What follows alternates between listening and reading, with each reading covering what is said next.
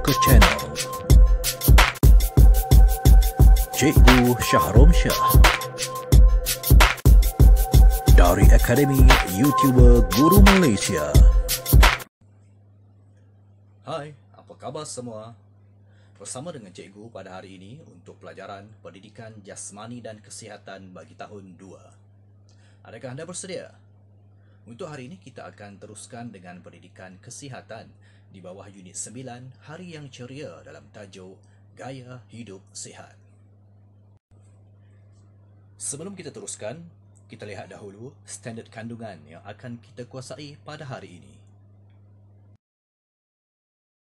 Standard kandungan 1.1.1 menyatakan maksud postur, rehat dan tidur. 1.1.2 mengaplikasikan postur yang betul untuk pertumbuhan dan perkembangan fizikal yang sihat. Tajuk kita pada hari ini ialah gaya hidup sihat. Apa itu gaya hidup sihat? Gaya hidup sihat ini terbahagi kepada beberapa bahagian. Antaranya ialah gaya pemakanan, aktiviti harian dan penjagaan kesihatan.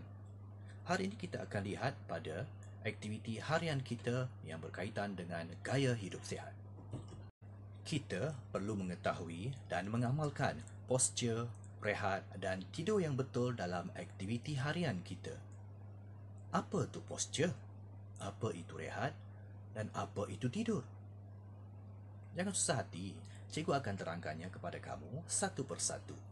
Jom kita tengok ya. Kita fahami dulu apa itu postur. Postur ialah bentuk tubuh semasa kita duduk, kita berdiri, kita berjalan ataupun mengangkat barang. Keadaan badan kita suatu perbuatan itu yang dinamakan postur.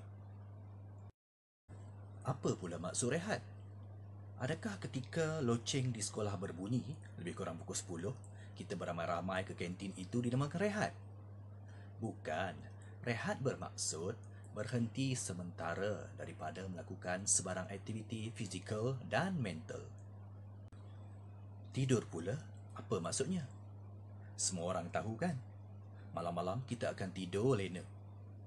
Tidur bermaksud melelapkan mata dan merehatkan badan. Itu sebenarnya maksud tidur. Baiklah, setelah memahami maksud perkataan postur, rehat dan tidur, kini kita teruskan. Kita akan cuba untuk mengaplikasikan postur badan yang betul sewaktu kita melakukan aktiviti harian. Yang pertama, kita lihat aktiviti seperti duduk.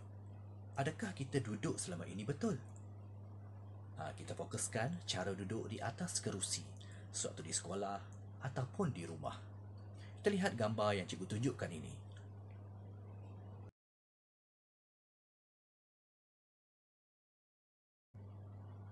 Nampak kan gambar yang cikgu tunjuk? Bagaimana keadaan duduknya di atas kerusi itu? Adakah betul perbuatan itu? Badannya sedikit, membongkok. Betulkah posisi itu? Betul jawapan kamu. Itu posisi yang salah semasa kita duduk. Postur badan itu tidak betul kerana ianya membongkok. Bagaimana postur badan yang betul semasa duduk? Jom lihat gambar ini dan tentukan adakah postur badan ketika duduk betul ataupun salah.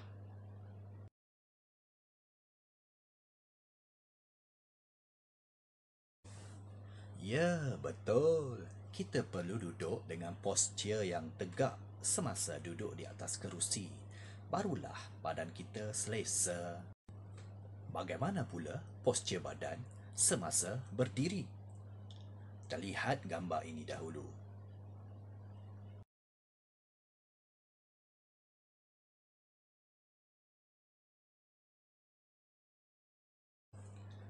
Berdirinya tidak tegak, agak membongkok. Betulkah postur badan sebegitu? Salah. Ya, salah postur yang begitu. Sepatutnya begini. Bagaimana postur badan semasa berdiri? Ya, kita perlu berdiri dengan tegak. Barulah kita nampak bergaya. Tak adalah nampak seperti orang tua. Jom kita lihat postur badan semasa tidur pula. Eh, tidur pun ada betul salah ke? Letak aja kepala kat bantal tu, lena lah kita kan? Ada. Jom kita perhatikan.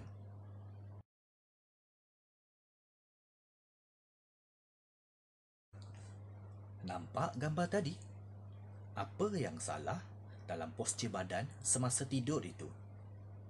Ya, kepalanya. Perhatikan bahagian kepalanya. Bantal yang melapik kepalanya agak tinggi dan tidak rata dengan badan. Ini boleh menyebabkan perkara yang tidak selesa kepada leher kita. Leher kita mungkin sakit dan akan menyebabkan postur badan kita secara keseluruhannya mengalami gangguan. Lihat gambar ini pula dan cuba beri komen anda. Adakah postur badan ketika tidurnya itu betul atau salah? Ya, betul. Itulah postur badan ketika tidur yang betul. Cuba lihat, badannya tidur di atas katil dan dilapisi oleh tilam dan bantal yang tidak terlalu tinggi dan selesa untuk tidur. Dengan ini, badan kita tidak akan mengalami kesakitan dan leher kita pun takkan sakit. Kita dapat tidur dengan nyenyak dan selesa hingga ke pagi. Sekarang, kita lihat pula postur badan ketika kita mengangkat barang, sama ada di rumah ataupun di sekolah. Kalau di sekolah, kita mengangkat beg kita. Bagaimana postur badan ketika kita mengangkat beg? Dan jika di rumah, kadang-kadang kita perlu membantu ibu bapa untuk mengangkat barang. Jadi pastikan postur badan ketika itu betul dan tidak menyakitkan kita. Cuba perhatikan gambar ini. Dia cuba untuk mengangkat barang di lantai dengan membongkokkan badan. Adakah postur badan yang betul ketika mengangkat barang itu? Perhatikan pula gambar ini. Cuba lihat, dia merendahkan badan, membengkokkan lutut untuk mengangkat barang di lantai. Yang mana satu postur badan yang betul? Yang tadi ataupun yang ini? Ya, beginilah cara yang betul, postur badan yang betul ketika mengangkat barang. Dengan ini, kita dapat mengurangkan bebanan pada pinggang kita yang boleh menyebabkan kesakitan. Kita merendahkan badan, rendahkan lutut untuk memberikan lebih tenaga semasa kita mengangkat barang. Barulah postur badan yang betul. Baiklah murid-murid, kini kamu telah pun mengetahui dan dapat mengamalkan postur, rehat dan tidur yang betul ketika kita melakukan aktiviti harian kita. Dengan ini, kita akan mendapat badan yang sihat dan dapat menjalani gaya hidup yang lebih sihat. Baiklah, kita betulkan apa yang salah dan kita teruskan apa yang betul agar kita mendapat badan yang sihat dan dapat menjalani kehidupan harian kita dengan lebih baik.